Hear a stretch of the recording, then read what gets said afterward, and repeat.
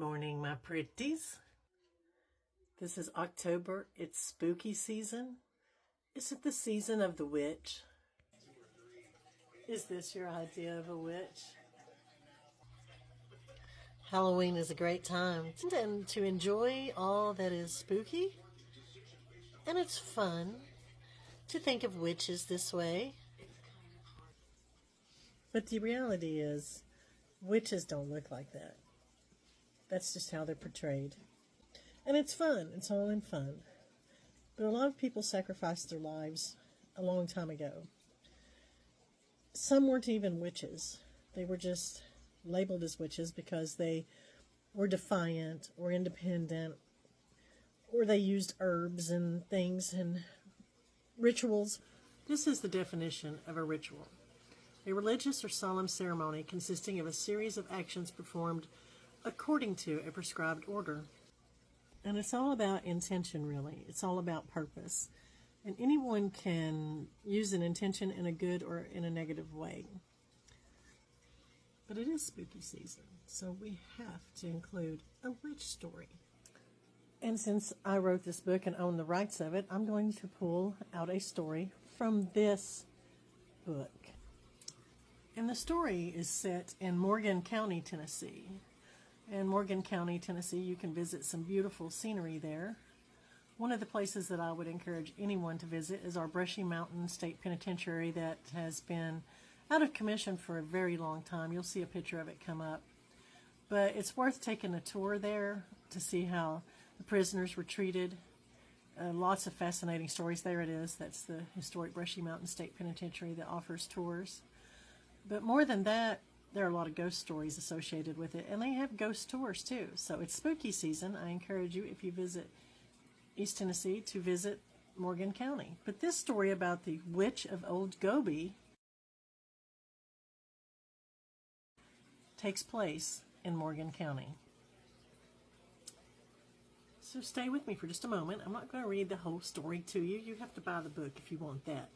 But I want to tell you what made me check into the Witch of Old Gobey is because I used to do hair in Oak Ridge, Tennessee, which is in Anderson and Roane County, which is neighboring counties to Morgan County.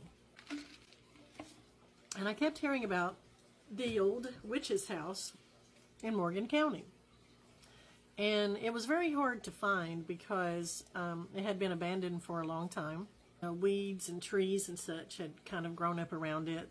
There was a old driveway that, we're talking about many, many, many decades ago when the old lady lived there. And so her driveway was more or less just two tire tracks that, went up to it in the dirt and everything. So that was lost. It was hard to find the house. I'm not even sure if the house exists there today, but everybody said that when she was living and you'd drive by, she'd be sitting on the porch. And this lady died, the original owner died in the 19th century. And the house stood much, much longer than that. And you have to picture the house. And this is not the exact house, but I will tell you, this house is a little bit worse condition, but similar, except for the house had a full porch along the front. The paint was peeling from the exterior, the windows were cracked, a lot were missing. A lot of it was from people vandalizing it after the story really took off and people wanted to visit it. But it was a rite of passage for teenagers and young adults to sneak inside of the house after the old lady had died. That went on for generations. But when she was living, people would see her sitting on the front porch in an old rocking chair, and this is back in the 19th century. She was always older looking, very weathered. People would say she was already hundreds of years old, and she wasn't, most likely. But she was a woman who looked very aged and weathered. Of course, I don't really know what she looks like, but this just gives you a visual instead of looking at me. But the fact is, due to my research and people that I talked to that knew the legend, knew the area there in Wartburg, Tennessee, and Morgan County. She was probably in her 90s when she died, but yet people thought she was older. But no one really knew because they did not try to get to know her. She was considered an outcast. A lot of people just weren't friendly. Even though she sat there on her porch every day, people thought that she had the ability to put a curse on them, and that was just her reputation. They believed that she would just hex people. That's a term we use here in the South. And what's so crazy is she probably was just a normal old woman, but then again, when I tell you the rest of the story, you might understand why she had the reputation she did. Or maybe she just lived up to a reputation that people forced upon her. Because you have to understand that over the years, as generations grew less respectful, there were people who would throw rocks at her house because they were unnerved by her presence and her reputation. But back in those days, and in a very rural area, it's not uncommon for people to keep to themselves a little more. But, on the rare occasions that people encountered her out in public, she was a very quiet person, but she looked you straight in the eye. She had no problem looking you straight in the eye, but she rarely spoke. I don't know, maybe if she'd been more like that, people could have, there would have been a reason for people to say the things they did about her, but nobody knows if she had children or grandchildren because she was such a loner. And she knew what people thought about her, said very, very unkind things to her. And she would usually just snap back with, "Leave me alone." One of the things I heard was that she would hold your gaze very steady. She would look you straight in the eye. But being back, from a different century and being very rural area, she would just tell him, "Go about your business before you make me cross." And seeing that she really wasn't a gun-toting woman, people thought, well, she must be threatening me with hexes and curses. So the rumors persisted for decades that she simply cursed whoever crossed her with her witch's spell. Well, after the old woman died, no one claimed her estate. Or most people said that she had a husband once, but he died in his 30s, and that she had never, remarried. And she had outlived her family. But the county did try to auction off the house, but there were no bidders. It just stood silently among the trees and thickening vegetation, and the animals eventually claimed the house as theirs. So, like I said, over the years, teenagers visited the house trying to get inside, or they did get inside. They just would park their vehicles nearby and just, walk out into the porch, and some of them made it into the inside, but they all claimed to have heard rambling around inside the house. They all claimed her ghost was rumbling around in there. Of course, skeptics and naysayers claimed those noises came from the animals living there, and that's probably true too. But those who actually got inside, they said there was still her old furniture in there, that it had a very musky smell. Some of her Afghans and doilies and stuff were still there, but the house was pretty ransacked because over the decades, as people, got meaner, they just damaged the property, which is sad in my opinion. But the thing is, there were lots of cupboards and lots of jars and jars of contents that people didn't know. Perhaps it was herbs or concoctions made over a burning fire, but no one was fearless enough to try to determine what was inside those mason jars, and it kind of fueled the rumors that she had been a witch. But more peculiar than that, a lot of people who did make it inside the house, they would coincidentally fall ill after they trespassed. And most were afflicted with bronchial ailments or stomach upsets. Some had fevers for days. And these adverse reactions made people fear that she had cursed the house and anyone who entered it. There is one story that stood out to me, and that's what ended up in my book. And the witch's house on Old Gobey Road, almost everyone who went out there saw or heard something unexplainable. The people who did go in there, that the story that I most believed, said, yeah, when they went in, there were things, noises like things were scurrying around in the attics. The girls wanted to leave, but the boys wanted to stay, so there were 4 people, and they literally were just terrified, but they made it inside the home. But once they got inside and they heard all the noises from what they saw, a shadow cross by the porch. Well, when you step on this porch, there's boards missing, it creaks. They did not hear that, but they saw a shadow go by one of the windows. And so, of course, they thought someone was out there, so they got really quiet and they started listening. And then they heard a couple of thuds, and then they heard a very creepy sound. And it sounded like this squeaky, creaky rocking chair. It sounded exactly like that. When someone's sitting in a chair and rocking back and forth. So they crept silently, these people did, to look out the window, and they saw a profile, just sprouting long thin hair, hunched posture, the figure of a small framed elderly woman sitting in a rocking chair. So of course they thought it was the witch. One of the girls screamed out, and then suddenly she just disappeared from the chair. She was gone, just like that. And the foursome, they're like, did we just see a ghost? Well, they needed to go out on the front porch to find out. That's the only way. But when they went out there, there was no one there. There was nothing there. And of course they thought that's impossible. But they also thought, was someone playing a trick on them? So they took off and started searching around the house. Two went one way, two went the other way. And they couldn't find anything.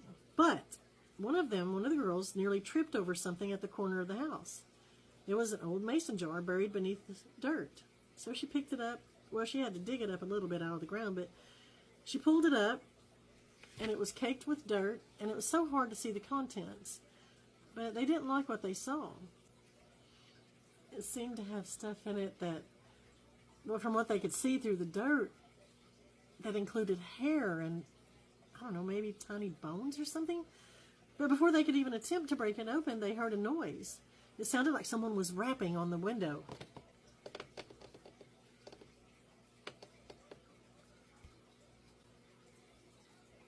And they saw the outline of a thin, scraggly-haired and definite shadow of a human silhouette watching them from the kitchen window.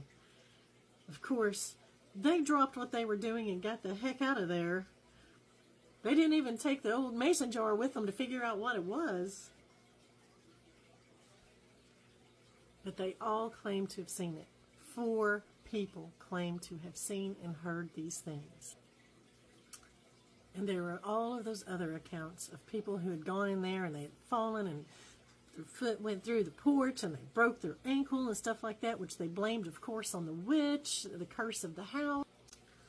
But I know for a fact from my own practices and my grandmother's practices and such, that sometimes people make what's known as witches' bottles that they do put in the ground, and it's to protect their home. And usually they'll put hair and things from each family member, nails and studs or fabric from inside the home, and it's usually done with intention of protecting them, protecting the home, protecting those who live in it. And a lot of times the herbs and things that they find in these jars and bottles are healing salves, and they're things that people put together for good purposes. Of course, there are definitely people who put things together for bad purposes. That's with everything in life. But a lot of times, the witches and other people who are thought to be witches are just misunderstood. They're just normal people. And they have normal intentions. Maybe good intentions, or most likely good intentions. They just do things differently than everyone else. Hollywood and stories, they make these tales fabulous, and they embellish and add to and take from to make it more interesting. And yes, I love a creepy house. I love haunted houses. I love haunted stories. I love the excitement associated with it. But most of the time, it's based on normalcy for the person that is living that life. And you'll see right there, folklore and superstition. Witches are believed to have many magical abilities. Well, magic is what you make it. It's how you believe it to be. But there are people who definitely do curses and put hexes on people. I mean, I don't think that they're going to be very capable of doing that to you if you don't allow it. It depends on the strength of your beliefs.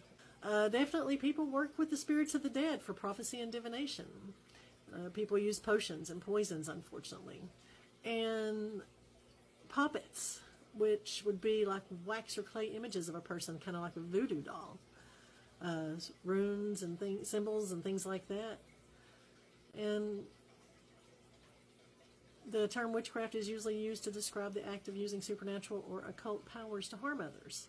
Well, I'm going to dispute this right here. Most people I know who are practicing, they're not trying to harm anyone. Yes, I know some people who do try to put hexes on people, but I don't like to really be around those types of people very commonly because they're probably going to try to put one on me. So I keep them at arm's length or further away. But I did want to bring this up because, you know, we are in the spooky season and it's almost Halloween. One of the reasons how witches are associated with Halloween is because of the origins of Halloween or Samhain, because the Celts believe that the veil between the living and spirit world was thin during this time, allowing all sorts of supernatural focuses. But the one thing I do want to add to this story is a truth, a fact, that witch, Wiccan, and pagan are used regularly and interchangeably, but they're not all the same. Wicca is a tradition of witchcraft. Wicca is a religion, whereas witchcraft is a practice. And there's still debate whether Wicca is truly the same form of witchcraft that the ancients practiced. And paganism is an umbrella term used to apply to a number of different earth-based faiths. And that some witches are pagans and some are not. And some pagans practice witchcraft while others do not. And the other thing that I want you to know is that with any religion there are followers who do dark things or use their religion to conceal bad things or use it towards negative purposes. And so the term coexist means a lot to me. I want you to understand that as we live amongst each other, as long as no one's doing you harm or doing someone you love harm, why demonize them? Why hate on them because of their differences? Let's just all try to get along. Let's just all try to live in harmony together.